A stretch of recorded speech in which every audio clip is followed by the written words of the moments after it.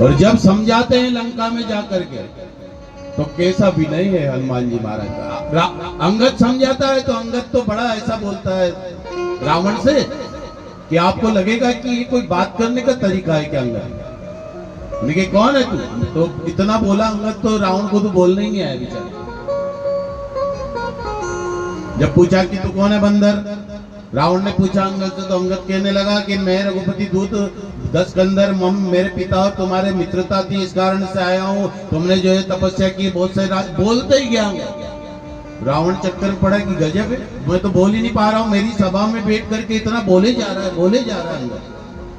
लेकिन हनुमान जी महाराज जब गए तो आपको लगेगा कि जैसे गणपति में, भगवान गणपति में जिस प्रकार से दिव्य ज्ञान है, इस तरह से हनुमान जी महाराज कहते हैं,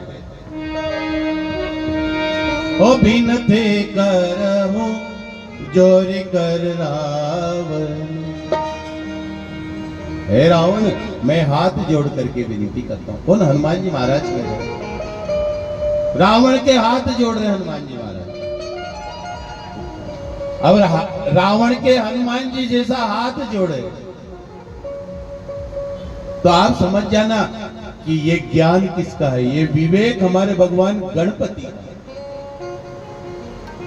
बिनती करहूं जोरे कर रावण, बिनती करहूं जोरे कर रावण। सुनहु मानत जी मोर सिखावन, सुनहु मानत जी मोर सिखावन। देखूं तुम निज भुलाई बिचारे,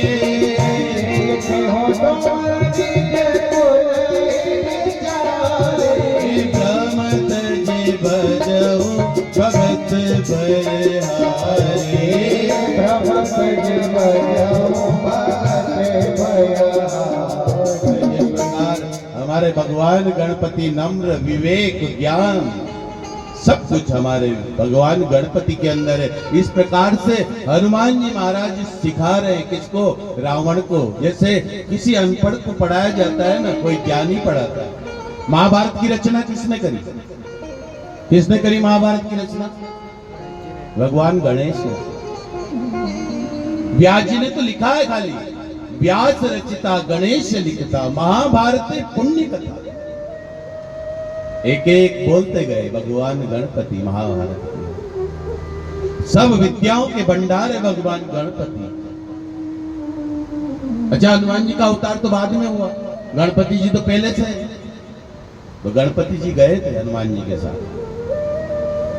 बड़ा समझाया। अनपढ़ को जैसे समझाते नहीं, रावण तू अनपढ़ है, बीवी पढ़ा लिखा नहीं है, तू कहता हूं मैं चारों वेदों का ज्ञाता है, पर मेरे हिसाब से अनपढ़ है। इस तरह से समझाया हनुमान जी महाराज ने। और जब झगड़ा का मौका आया तो वही हनुमान जी महाराज कार्तिकेय भगवान बन जाते झगड़े में। भगवान कार्तिकेय जो सेनापति है, हनुमान जी महाराज ने क्या किया? ओ जिन मोई मारा थे में मारे, जिन मोहि मारा ते मारे। उतई पर बांधे तनय तुम्हारे, पर बांधे तनय तुम्हारे। जिनको जो मारता तो हनुमान जी महाराज भी उनको मारने लगे। ये भगवान कार्तिकेय, इनका जन्म लेते ही पहला काम ही लड़ने की पड़ा है। तारकासुर को मारा था ना, सब युद्ध कार्तिकेय भगवान ने लड़े। लेकिन दुर्गा, हनुमान जी महाराज के अंदर दुर्गा भी है। दुर्गा यानी कि माँ पार्वती, पूंछ रूप में तो है ही है, पर प्रकट भी हुई है। एक जगह प्रकट हुई साहब, मालूम है आपको कहां प्रकट हुई दुर्गा माँ? कहां हुई? जब भगवान राम लक्ष्मण को लेकर के और रावण का बेटा अहिरावण पाताल लोक से आया, अहिरावण आया और राम लक्ष्मण को ले गया युद्ध के मैदान से पाताल लोक में। तो हनुमान जी महाराज पहुंच गए पाताल में और माता जी को प्रणाम करके, माता जी को तो कहा आप जाइए, अब मैं माता बनूंगा। और हनुमान जी महाराज खुद दुर्गा बन करके बैठ जाते हैं। हनुमान जी दुर्गा बनकर के प्रकट हो गए और अहिरावण का वध कर दिया। तो हनुमान जी महाराज पांचों चीजें लेकर के गए थे। कहां पे? ये हनुमान जी महाराज। तो ये जो मैं आपसे चर्चा कर रहा हूं, शक्ति का जागर पूरी रूप से हो हमारे अंदर, तो मूलाधार चक्र हमारा जो शेर, शक्ति की पहचान क्या है? शेर का रंग कैसा रहता है? कैसा रहता है? पीला, है ना? हनुमान जी का रंग कैसा था? कनक भूदरा, सोने जैसा पीला। कनक भूदरा कार शरीर, समर भयंकर अति बलबीरा, समर भयंकर अति बलबीरा। जब शक्ति प्रकट होगी तो रंग बदल जाएगा इंसान का। हम पीले कपड़े क्यों पहनते हैं? माता बहन ने पीले कपड़े ज्यादा क्यों पहनते हैं? काले कपड़े का तो विधान ही नहीं, पीला ज्यादातर, या तो लाल। लाल देह लाली लसे हरिधर लाल लंगोर, ये लाल रंग भी शक्ति का प्रतीक है। माता बहनों की शक्ति कहाँ रहती है? उसके मांग में, सिंदूर में, यहाँ शक्ति का वास है। वज्र देव दानव दलन जय जय जय कपीसूर, या तो लाल रंग या फिर शेर जैसा पीला रंग। शेर पे सवार होके आजा शेरा वाली। कब आएगी शेरा वाली माँ? जब बुलाएंगे। काय से बुलाएंगे? मंत्र से बुलाएंगे। कौन सा मंत्र? ओम ह्रीम रेम ह्रीम क्लीम शैलपुत्री नमः। इस मंत्र का जप करोगे तो शक्ति प्रकट होगी। ब्रह्मचारिणी नमः दूसरा मंत्र। ओम चंद्रघंटाय नमः तीसरा मंत्र। कुष्मांडाय नमः, मां कुष्मांडा स्कंद माता, देवी के 9 रूप। आखिरी में गौरी। 9 रूपों की उपासना हमारे यहाँ। तो उससे क्या होगा साहब? मैं इसमें चला गया किस प्रकार से माता की उपासना करें। तो 7 चक्र हमारे जागृत होना चाहिए। और ये चक्र जागृत होते हैं ना, तो ये मत समझना कि हमें मालूम पड़ती है, हमें मालूम नहीं पड़ती। हमको एहसास नहीं होता कि हमारा चक्र जागृत हो गया, कि कोई सुदर्शन चक्र चलने लग गया अंदर। ऐसी गलतफहमी में मत रहना।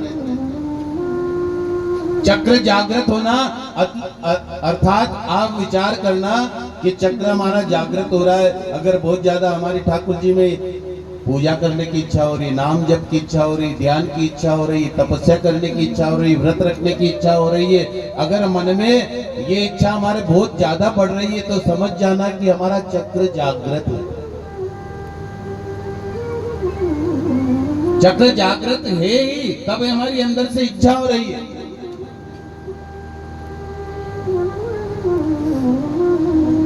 तो दूसरा चक्र कब जागृत रहता है?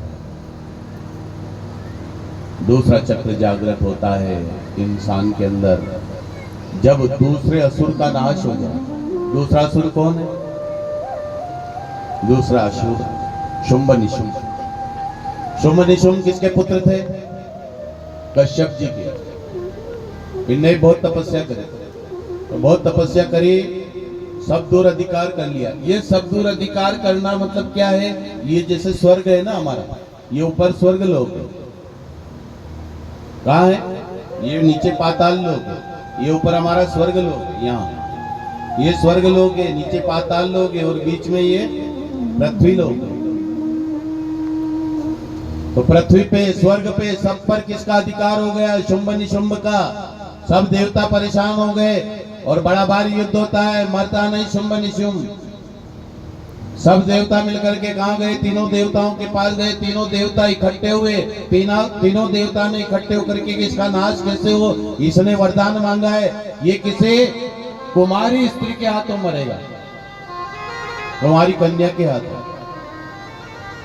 तो सब कहाँ जाते हैं? पार्वती माता के पास। पार्वती माता जो है एक देवी प्रकट करती है, उसका नाम है उस देवी का कौशिकी।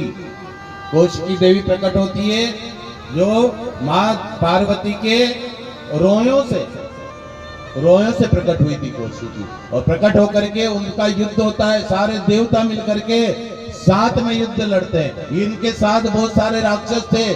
कौन थे?